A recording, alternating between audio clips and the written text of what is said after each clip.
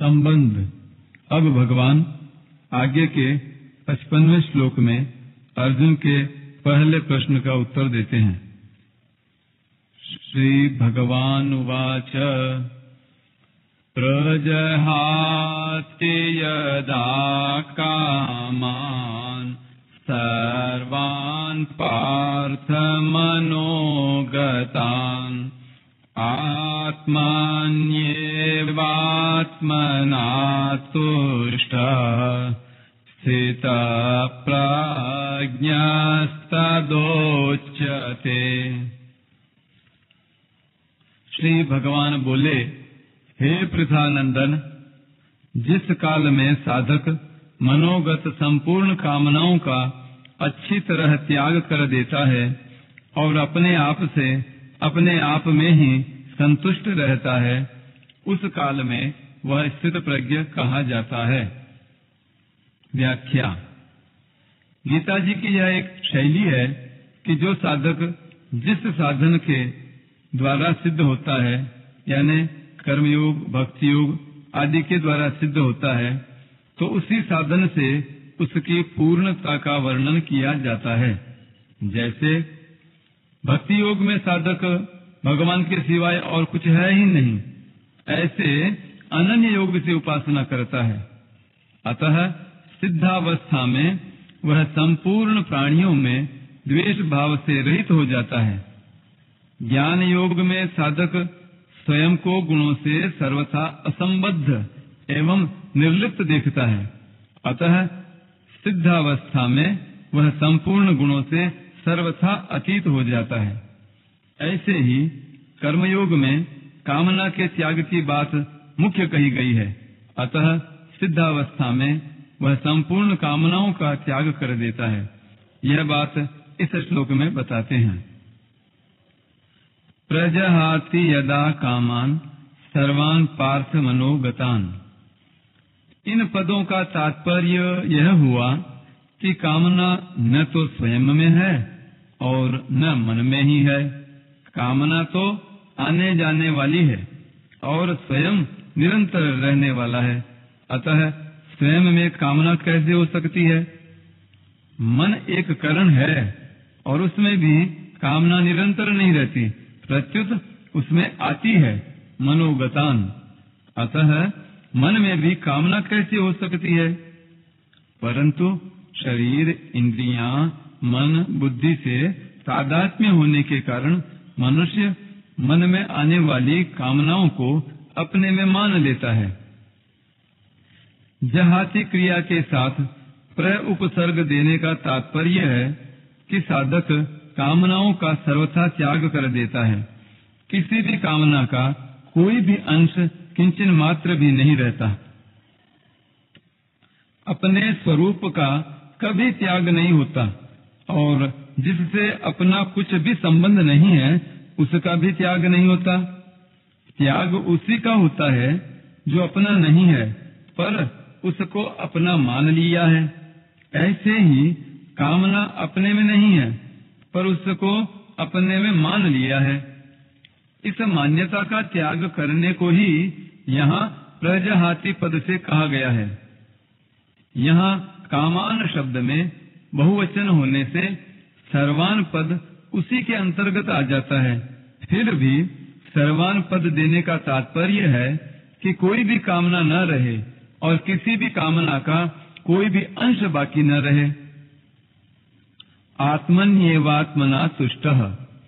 जिस काल में संपूर्ण कामनाओं का त्याग कर देता है और अपने आप से अपने आप में ही संतुष्ट रहता है, अर्थात अपने आप में सहज स्वाभाविक संतोष होता है। संतोष दो तरह का होता है, एक संतोष गुण है और एक संतोष स्वरूप है। अंतःकरण में किसी प्रकार की कोई भी इच्छा न हो, यह संतोष गुण है और स्वयं में असंतोष का अचिंता भाव है, यह संतोष स्वरूप है। यह स्वरूप भूत संतोष स्वतः सर्वदा रहता है। इसके लिए कोई अभ्यास या विचार नहीं करना पड़ता। स्वरूप भूत संतोष में प्रज्ञा यानी बुद्धि स्वतः स्थिर रहती है। स्थित प्रज्ञा तदोच्यते, स्वयं जब बहुशाखाओं वाली अनंत कामनाओं को अपने में मानता था, उस समय भी वास्तव में कामनाएं अपने में नहीं थीं और स्वयं स्थित प्रज्ञ ही था, परंतु उस समय अपने में कामनाएं मानने के कारण बुद्धि स्थिर न होने से वह स्थित प्रज्ञ नहीं कहा जाता था, अर्थात उसको अपनी स्थित प्रज्ञता का अनुभव नहीं होता था। अब उसने अपने में से संपूर्ण कामनाओं का त्याग कर दिया, अर्थात उनकी मान्यता को हटा दिया, तब वह स्थित प्रज्ञ कहा जाता है, अर्थात उसको अपनी स्थित प्रज्ञता का अनुभव हो जाता है।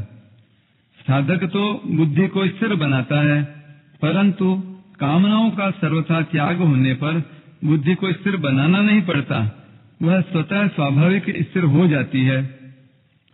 कर्मयोग में साधक का कर्मों से ज्यादा संबंध रहता है, उसके लिए योग में आरूढ़ होने में भी कर्म कारण है। आरूढ़ोर मुनेर योगम कर्म कारणम उच्यते।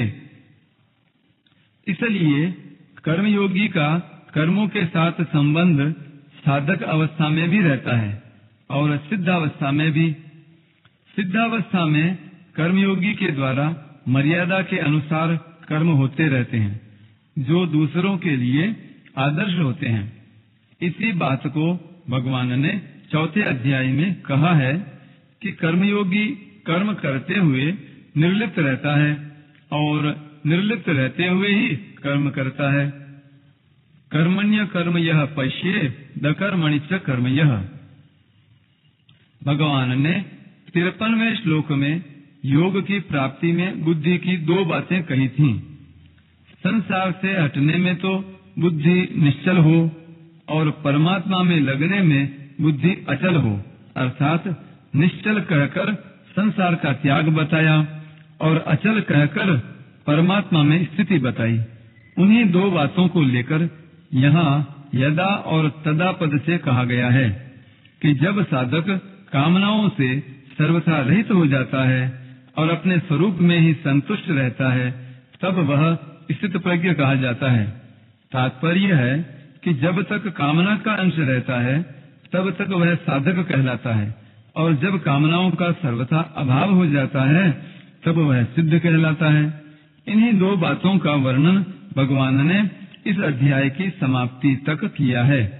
जैसे यहाँ प्रजहाति यदा कामान सर्वान पदों से संसार का त्याग बताया और फिर आत्मन्येवात्मना तुष्टः पदों से परमात्मा में स्थिति बताई। 56वें श्लोक के पहले भाग में यानी 3 चरणों में संसार का त्याग और स्थित धीर मुनीर पद से परमात्मा में स्थिति बताई। 57वें और 58वें श्लोक में पहले संसार का त्याग बताया और फिर तस्य प्रज्ञा प्रतिष्ठिता पदों से परमात्मा में स्थिति बताई। 59वें श्लोक के पहले भाग में संसार का त्याग बताया और परम दृष्टवा पदों से परमात्मा में स्थिति बताई। 60वें श्लोक से 61वें श्लोक तक पहले संसार का त्याग बताया और फिर युक्त आसीत मत परः आदि पदों से परमात्मा में स्थिति बताई। 62वें से 65वें श्लोक तक पहले संसार का त्याग बताया और फिर बुद्धि पर्यवतिष्ठते पदों से परमात्मा में स्थिति बताई। 66वें से 68वें श्लोक तक पहले संसार का त्याग बताया और फिर तस्य प्रज्ञा प्रतिष्ठिता पदों से परमात्मा में स्थिति बताई। 69वें श्लोक में या निशा सर्वभूतानाम तथा यस्यां जागृति भूतानि पदों से संसार का त्याग बताया और तस्यां जागृति संयमी तथा सा निशा पश्यतो मुनेः पदों से परमात्मा में स्थिति बताई। 70वें और 71वें श्लोक में पहले संसार का त्याग बताया और फिर स शांति मधिगच्छति पदों से परमात्मा में स्थिति बताई। 72वें श्लोक में नैनाम प्राप्य विमुह्यति पदों से संसार का त्याग बताया और ब्रह्म निर्माण विच्छति आदि पदों से परमात्मा में स्थिति बताई।